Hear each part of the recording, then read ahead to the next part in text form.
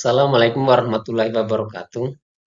Perkenalkan, nama saya Asdar dengan NIM I1B124014, jurusan Budidaya Perairan dengan tugas mata kuliah Manajemen Kualitas Air. Pada kesempatan ini, saya akan mempresentasikan topik krusial dalam keberlanjutan aquaculture, yaitu bagaimana peningkatan suhu air membawa dampak dominan terhadap dinamika oksigen, fisiologi biota, hingga ancaman penyakit biologis di kompartemen budidaya. Adapun slide yang pertama yaitu fisika air dan termodinamika. Sebelum masuk ke aspek biologis, kita harus memahami prinsip dasarnya terlebih dahulu. Bagian pertama ini akan mengulas bagaimana energi termal secara fisik mengubah kemampuan air dalam mengikat molekul gas, yaitu menjadi fondasi utama kehidupan akuatik. Dan yang kedua yaitu penurunan kelarutan oksigen.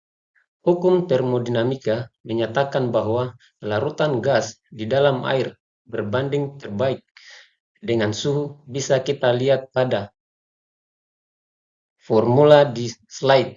Ketika suhu tinggi naik, kemampuan air mengikat oksigen justru menurun karena molekul gas bergerak lebih cepat dan lepas ke atmosfer. Sebagai gambaran, kenaikan dari 15 derajat Celcius ke 25 derajat Celcius saja sudah menjangkau kapasitas oksigen secara signifikan, menjadikan faktor pembatas utama dalam aquaculture intensif. Kemudian selanjutnya, lonjakan metabolisme biota. Dampak fisik tadi langsung memukul kondisi fisiologi biota. Ikan dan udang adalah makhluk poikilothermik. Suhu tubuh mereka mengikuti lingkungan. Menggunakan hukum koefisien, laju metabolisme basal mereka akan melonjak hingga 2-3 kali lipat untuk setiap kenaikan suhu 10 derajat Celcius. Artinya, koefisiensi tubuh mereka menuntut pasokan oksigen yang laju lebih besar dari kondisi normal.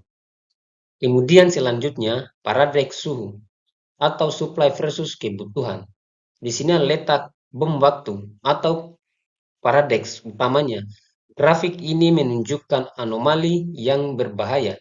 Di saat suhu air melonjak tinggi, suplai oksigen di lingkungan merosot hingga 78%. Namun di saat yang bersamaan, kebutuhan biologis biota untuk bernapas justru melonjak hingga 180%.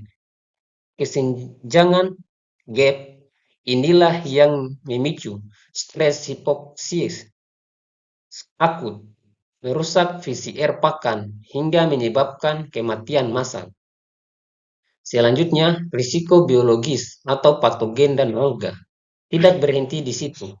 Suhu hangat adalah inkubator alami yang sempurna bagi ancaman biologis bakteri oportunistik seperti Vibrio berkembang biak eksponensial saat imun ikan melemah akibat stres panas. Selain itu, fenomena ledakan alga berbahaya atau HABS seperti Cyanobacteria akan terstimulasi yang berujung pada pelepasan toksin dan deplesi oksigen total secara massal pada malam hari. Baik, slide yang terakhir, strategi mitigasi dan manajemen. Lantas, bagaimana kita memitigasi resiko ini? Ada 3 langkah adaptif yang wajib diambil. Pertama, maksimalkan aerasi mekanis, kincir atau diffuser pada jam-jam kritis. Kedua, turunkan pada tebar untuk mengurangi potensi oksigen.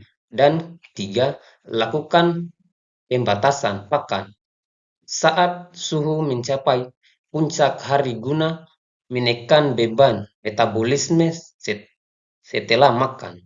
Baik, mungkin itu saja yang saya dapat sampaikan. Saya tutup dengan kata billahi taufiq wal hidayah. Wassalamualaikum warahmatullahi wabarakatuh.